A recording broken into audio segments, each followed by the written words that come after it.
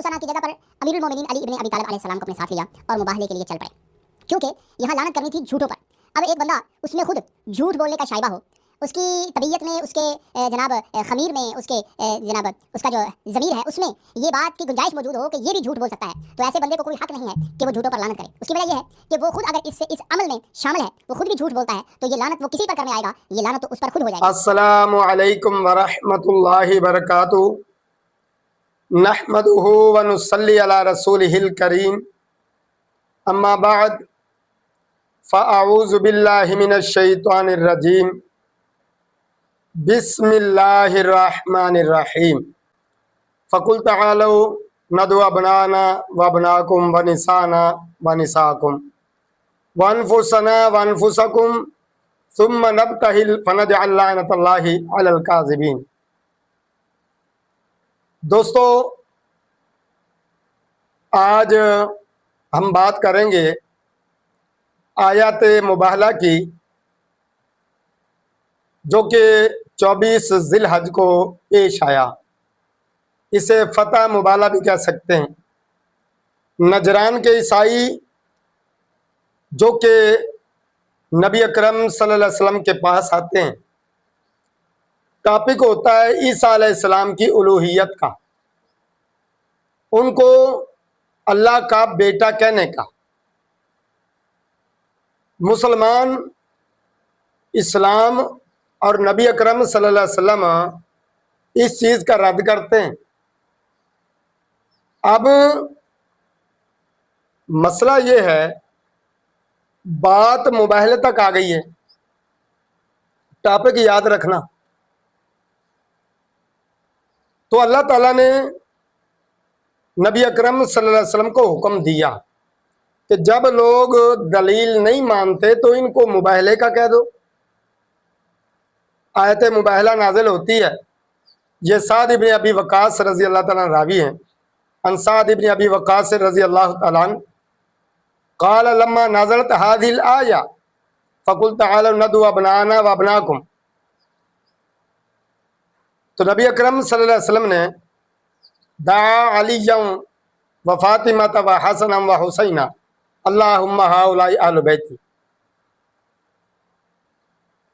नबी अकरम सल्लल्लाहु अलैहि वसल्लम ने हज़रत अली रज़ी अल्लाह ताला अन्हा, हज़रत फ़ातिमा रज़ी अल्लाह ताला अन्हा और हज़रत हसन हुसैन रज़ी अल्लाह ताला अन्हुमा, इनको बुलाया और मुबाहला के लिए जाने लगे। फरमाया अल्लाह ये मेरे अहले बैत हैं। अब इसको बुनियाद बनाकर मौलाना मुजम्मिल एजाज साहब ने जो खराफात अपने मुंह से निकाली हैं, वो बुग़्ज़ बातिन ज़ाहिर हुआ है। किस तरह? पहले तो सियाको सबाक तोड़ा है, फिर मौजू मन घड़त रिवायत भी पेश की है। आपको पता है, मैं तसलसल से दुनिया को ये बता रहा हूँ, लोगों को ये बता रहा हूँ कि इसका आलुल हदीस से ताल्लुक़ नहीं, आलुल सुन्नत से ताल्लुक़ नहीं, और मैंने दलाल दिए हैं। और क़यामत की दीवारों तक ये बंदा इस टॉपिक पर बात कर ही नहीं सकता।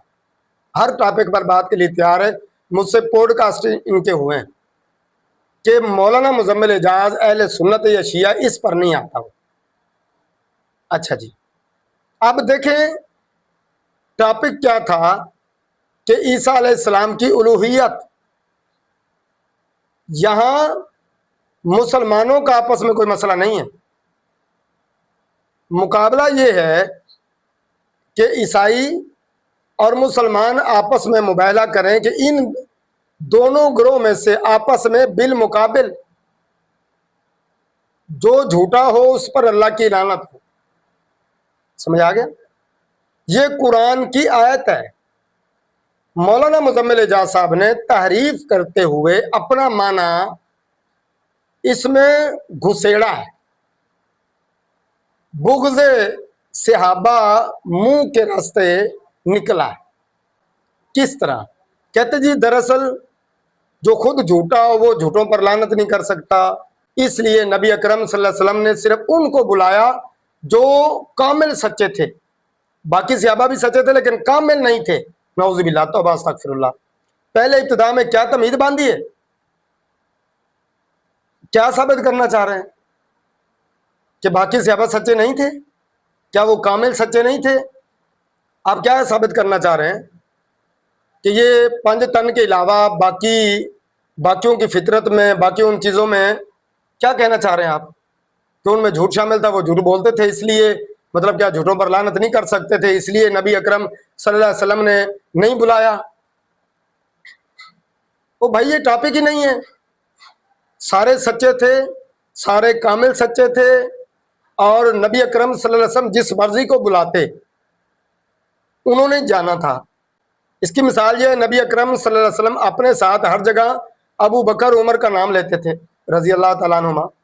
صحابہ کہتے ہیں کہ نبی اکرم صلی اللہ علیہ وسلم فرماتے تھے اکثر کہ میں اور ابو بکر عمر وہاں گئے، میں اور ابو بکر عمر آئے، میں نے اور ابو بکر عمر نے یہ کام کیا. تو اس طرح آپ صلی اللہ علیہ وسلم ہر جگہ ان کا نام لیتے تھے. اب کوئی بندہ اٹھ کر یہ کہہ دے کہ دیکھیں جی یہاں حضرت علی رضی اللہ تعالیٰ کا نام کیوں نہیں ہے؟ وہ بھائی موقع مال کے مطابق آپ صلی اللہ علیہ وسلم نے جس کی ڈیوٹی لگائی، جیسے حضرت ابو بکر صدیق رضی اللہ تعالیٰ عنہ، نماز کی باری آئی تو نبی اکرم صلی اللہ علیہ وسلم نے ان کی ڈیوٹی لگائی. اب یہاں کو کہہ دے حضرت علی کی کیوں نہیں لگائی؟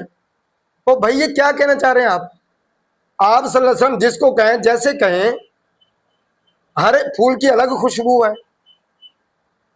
تو اس لیے آپ اپنے دماغ سے، دل سے بغض نکالیں، غلط فہمیاں نکالیں.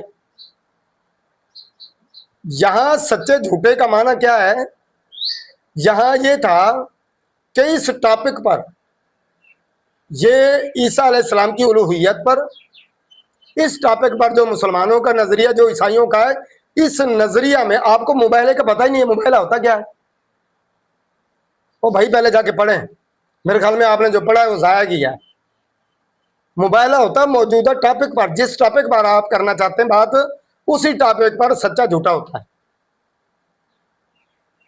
اچھا جی، اور ٹاپک تھا ہی نہیں. اور یہ تو اللہ تعالیٰ کی طرف سے عطا ہے نا، جس کو جس کام کے لیے اللہ تعالیٰ چن لیں. اب خالد بن ولید رضی اللہ تعالیٰ ان کو سیف اللہ کا لقب اللہ کی تلوار کا ملا ہے، تو کیا اس لقب کو اٹھا کر آپ باقی صحابہ کا مقام کم کر دیں گے؟ ابو عبیدہ رضی اللہ تعالیٰ امت کے امین ہیں. حضرت عثمان رضی اللہ تعالیٰ امت میں مطلب کیا ہے کہ جو حیا والا جو مقام ملا ان کو، کیا آپ باقیوں کی مطلب کیا ہے کہ نفی کر دیں گے؟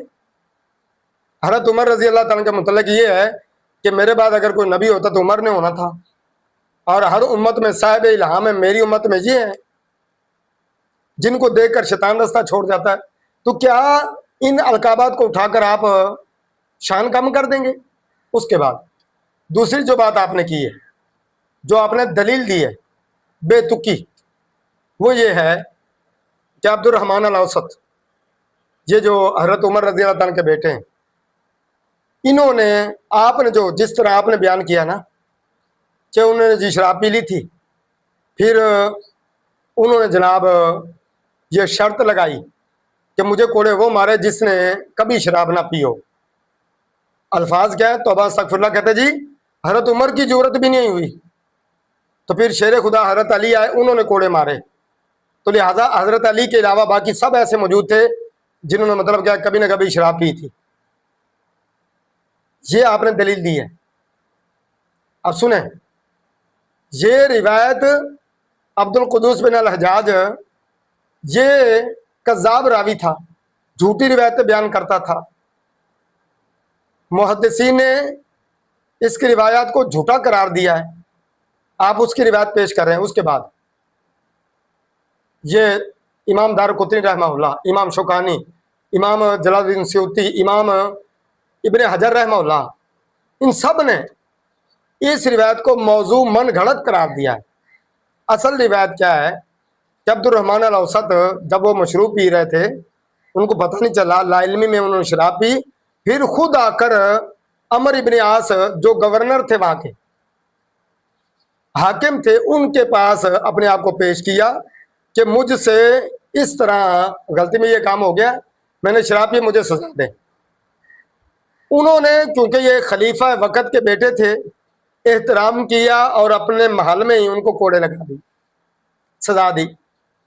حضرت عمر رضی اللہ تعالیٰ کو پتہ چلا تو حضرت عمر رضی اللہ تعالیٰ عنہ نے ان کو ڈانٹا, آپ نے خفیہ سزا کیوں دی ہے؟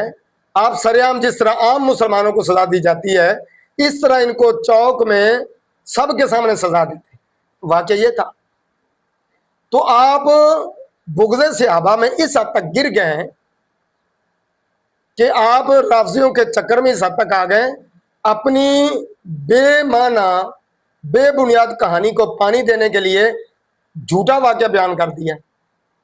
افسوس ہے, مجھے امید نہیں تھی کہ آپ چلو مسلک چھوڑ گئے, عقیدہ چھوڑ گئے, کہ اس حد تک غیر منصفانہ رویہ اختیار کر سکتے ہیں, اس حد تک جھوٹ بول سکتے ہیں, اس حد تک مطلب کیا ہے کہ آپ قرآن کی آیت جو معنی مفہوم ہے اس کو بدل کر اپنا معنی مفہوم پہنا سکتے ہیں اس کو.